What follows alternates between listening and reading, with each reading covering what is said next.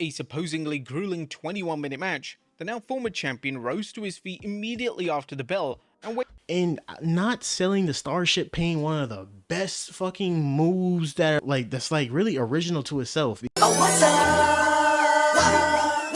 Oh, what's up? Yo, what up? It's Maj back here with another video. Today we're about to be reacting to a video by WrestleMania. The video is going to be on 10 WWE wrestlers who were a-holes in the ring. What I kind of get from this is, people probably like, botching or, slamming a person way too hard, sandbagging, of that variety. It's probably going to be looked at specific wrestlers who were that. I can already guess who's probably going to be in this compilation, or if he probably will allow it, is Shawn Michaels. It has to be one of them in here. Or Alberto Del Rio probably is one of them too, because that little situation with Sin Cara. But hey, let's just get into it, and don't forget to leave a like and subscribe if you've been enjoying wrestling videos, and let's get into it.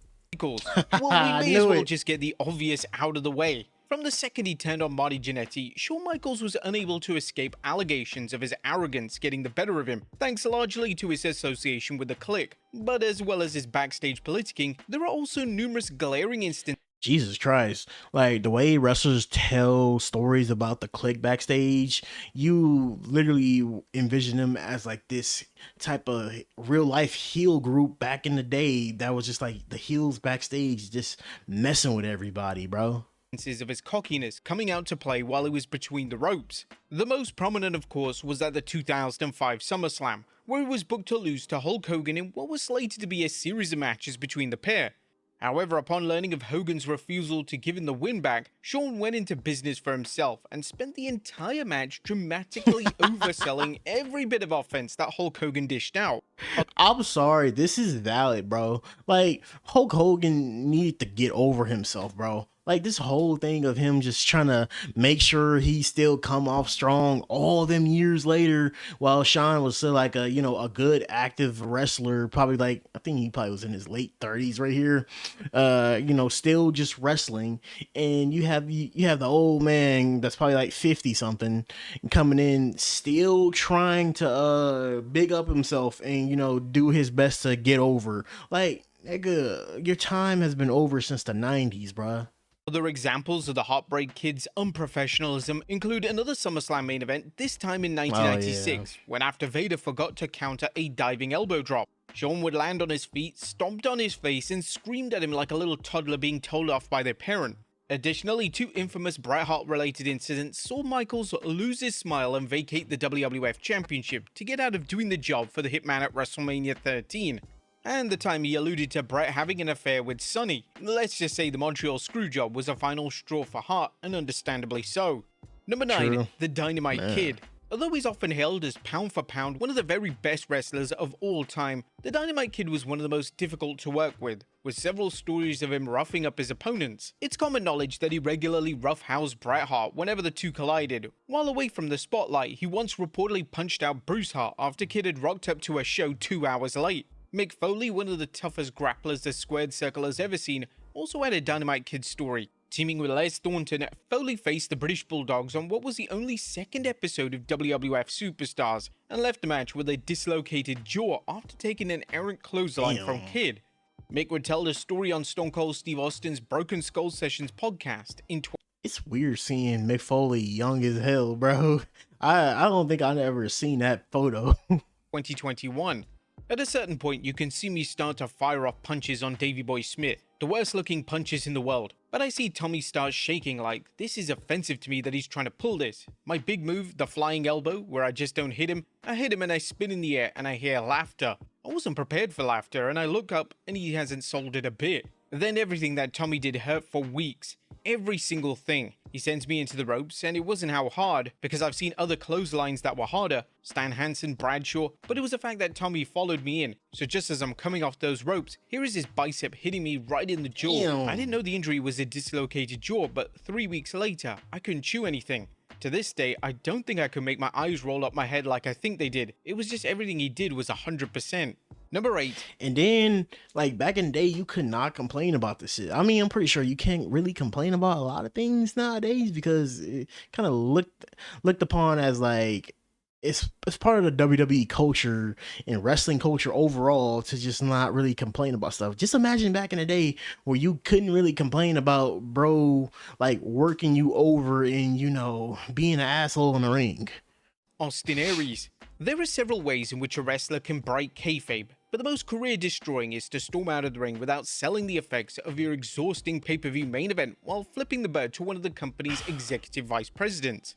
That is what's known in the industry as pulling an Austin Aries. Indeed, Aries, the defending world champion heading into Impact Wrestling's Bound for Glory event in 2018, was booked to drop the title to Johnny Impact, the former John Morrison. The match actually went well and ended when Impact delivered Starship Pain, but despite having worked a supposedly grueling 21-minute match, the now former champion rose to his feet immediately after the bell and went. Oof. Yo, when I heard about this whole situation of like bro just like getting up and doing and just like walking outside the ring, this kind of, I mean, kayfabe in wrestling is already destroyed as it is already, but like you being a kid in the crowd and seeing, oh, bro's not hurt no more. He got up immediately, bro, and not selling the Starship Pain, one of the best fucking moves that are like that's like really original to itself, because like nobody else has did it except for John Morrison. I think I saw people on the indies doing it. I don't know if it's a tribute to John Morrison, but these days it's hard to find a damn move that no one really does. But you not selling this shit was really annoying. Waved his middle finger at Don Callis. He stomped backstage and was never seen in the company again. Now almost a decade removed from the incident, it's still unclear whether this was a work or a shoot, though Austin Aries remains adamant that it was all part of a wider plan for the story, despite his contract having ended that night and having him turn down a new offer. Rumblings of him and Johnny whatever his name is now starting a working feud on social media without permission from Impact officials also did him no favors, and he has worked just 134 recorded matches since his departure, a stark drop from the prime of his career. Number 7. Damn. Drew Gulak. May 2024 brought the news of Drew Gulak's departure from WWE, which was accompanied by several allegations of him having been a major instigator of backstage bullying. Per a revealing write-up from Fightful Select, Gulak was accused of regularly targeting minor injuries as a way of testing newer wrestlers and subsequently intimidating others into not reporting him. Furthermore, he was reportedly verbally reprimanded on one occasion by Shawn Michaels after he intentionally spiked an opponent on his head. Social media sleuths later pinpointed that accusation to an NXT level-up match he had against Dante Chen, which ended up when Drew performed a variation of the Tombstone Piledriver that dropped Chen directly on his neck. He hasn't yet returned to a major organization, and unsurprisingly so. Number 6. Yeah, I can get why that is just like a real big deal, because like you working really unsafe like that, spiking somebody on their head nowadays can really be detrimental to their career and could like cause like long-term neck issues, because neck issues are like a big ass thing around the wrestling community and wrestling world, because a lot of people have had their careers ended because of this, and it is just overall just terrible. Like I can get why this was like one of the reasons they probably got him out of there too. That Rhea Ripley thing, not Rhea Ripley, but that Ronda Rousey thing of the zipper whatever thing, or just drawstring or whatever, was just like the probably like the last straw. The Undertaker. Considering the time period in which The Undertaker rose to prominence and the level of influence he held backstage, it's hardly surprising to hear that he often took liberties with his opponents. After all, this is the same man who thought that playing video games in the locker room was disgraceful, but defecating in a bucket of slop that was going to be dropped on Sonny was somehow okay. But the most immoral example of the dead man playing rough comes from a February 2003 episode of SmackDown, which saw Taker swing a steel chair into the head of Chris Kanyon with all the force of a wrecking ball. It's widely believed that Taker added extra force behind the impact because of Canyon's closeted homosexuality, but addressing the rumor on his 6 Feet Under podcast, he claimed not to have known about Canyon's sexuality, though that didn't stop him from defending his concussion-inducing recklessness. I've been accused of smashing Kanyon with a chair because he was gay. I didn't even know he was gay. I didn't even know until like years later. I could care less. But there's people out there that have created that rumor. Undertaker smashed him. Undertaker swung the chair the way that Undertaker swung a chair. I didn't expect anything. If I swung a chair at somebody else the way I swung it, I'd expect the same one back.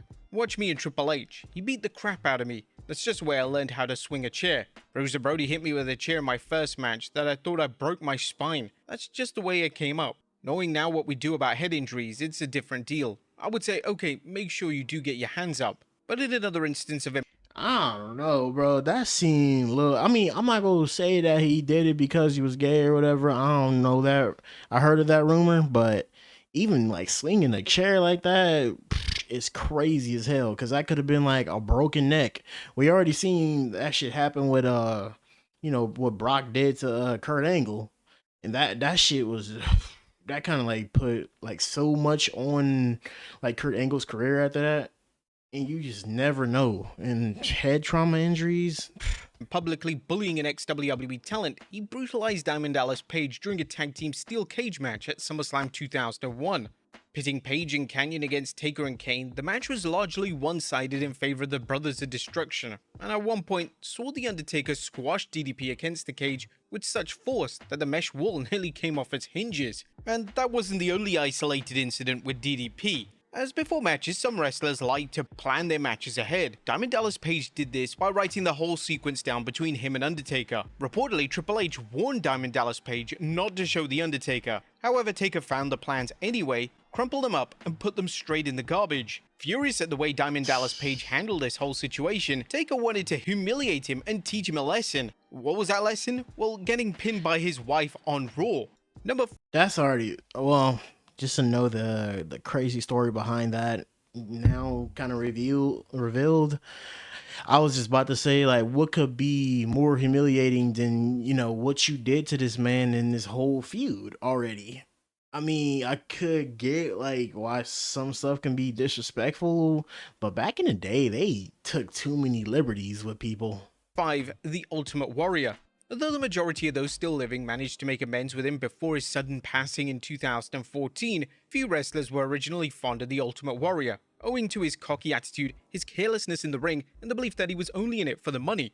The likes of Rick Rude, Andre the Giant, and Randy Savage all publicized their hatred of having to work opposite the Warrior, with Andre, who wrestled Warrior at the time when he could barely walk, let alone wrestle, having complained about how stiff Warrior was with him. Rick Rude, meanwhile, only enjoyed wrestling the Ultimate Warrior because it was guaranteed to be a good payday, though his hatred was still very much real, as according to Ric Flair, Rude once beat up Warrior backstage after he allegedly claimed that Ravishing Rick wasn't deserving of the spotlight.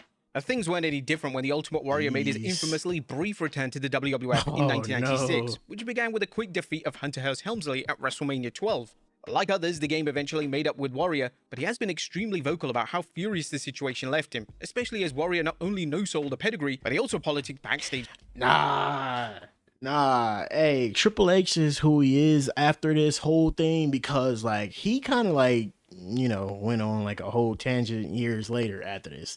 We all know the Reign of Terror.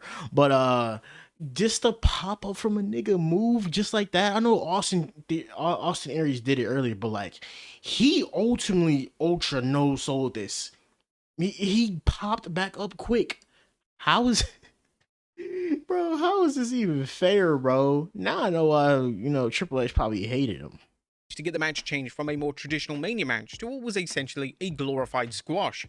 Number 4, Triple H. Speaking of Triple H, he's really been a consummate professional between the ropes. With an encyclopedic list of names he's disrespected and outright buried his own colleagues.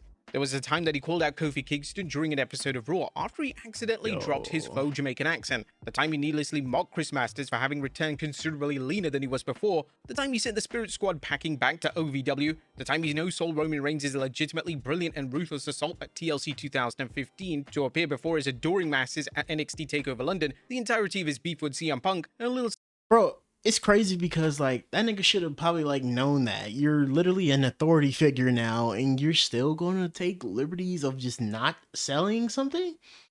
And, like, this dude's literally the chief creator. I said chief creator. He's the lead of creative now. And I'm pretty sure he'll get on other wrestlers for, like, not selling well. That's just crazy. I did not know he like didn't sell Roman Reigns' beatdown, because that beatdown was brutal as I remember. Something called the 23-second issue. Defending the World Heavyweight Championship against Booker T at WrestleMania 19, a whole 23 seconds elapsed between the match-winning pedigree and the game crawling over to make the cover. That alone is such an inexcusable gap, considering how much Booker suffered because of it afterwards. But it likely would have been forgotten about by now had the preceding weeks not been built heavily upon the implication that Triple H was a massive racist. The One of You People promo really hasn't aged well when you consider how poorly he books black wrestlers. Number 3, Hardcore Holly. He got it right there, because like he kind of been barely booking black wrestlers since like that whole since that whole thing kind of started. I mean, I think he kind of got in his head where he finally pushed Trick Williams up, Obafemi and Javon Evans at the same time. That's a crazy coincidence.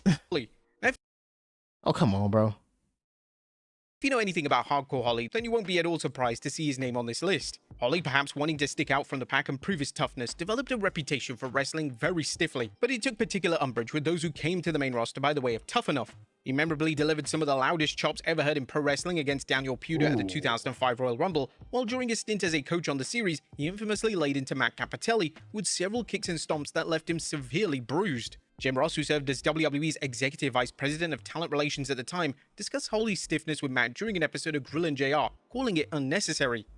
But yeah, it was an unnecessary situation, and it got Bob the wrong kind of heat with a lot of people. The bully thing was not selling well. It should never sell well.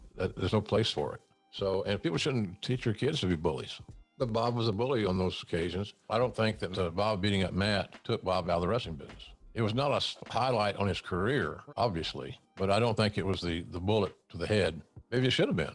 I don't know. And if it happened today, we know what the result would be. Oh, yeah, for sure. He'd be future endeavored. Yeah. Number 2, Juventud. That's true, but like eventually, people get their karma, and he got his karma in like the form of like Brock Lesnar literally dropping him on his neck because he tried to pull this sandbag or type of bullshit going into business for himself. As he said, it was an accident, or he didn't do it like that, or he slept or something. But like, man, knowing that he does all this backstage bullying and shit, something was bound to happen to him. Guerrera. Normally when a wrestler acts unprofessionally in the ring, they are at least important enough to the company that they can practically do as they please with no repercussions. It's traditionally guys we've already discussed, like Triple H and Shawn Michaels, not like guys like Juventud Guerrera, who was rightfully dismissed from WWE in January 2006. The final straw came during the tapings for the January 6th episode of SmackDown, where he failed to regain the Cruiserweight Championship from Kid Cash. Upon being informed of his impending loss, he went out of his way to remove several key spots to avoid them being kicked out of, while he also sandbagged Cash and delivered the already banned 450 splash. Vince McMahon made the call to swing the axe on his WWE career less than 2 days later, but the primary issue with him was his attitude. He legitimately viewed himself as being on the same level as The Rock, hence why he basically impersonated the People's Champion throughout his tenure with WCW and referred to himself as, get this, the Rock of Mexico. I would like to say he dropped this bravado after being let go from WWE, but just 3 years later, he had moved on from AAA following a backstage fight with Conan that started after Guerrero accused him of defecating in his bag. And number 1, defecating in the bag? You shitted in somebody else's bag? Bro, you need to get your ass whooped, bro, because that whole thing should have been over by then. That whole little hazing crap should have been over since like the early 2000s, pretty sure by the 90s. And honestly, you seeing yourself as like The Rock or something, bro, is just ego-filled shit. It goes crazy, bro. If you haven't been like this big ass name or even the big name over in Mexico, which is kind of crazy, you can't refer to yourself as that, bro.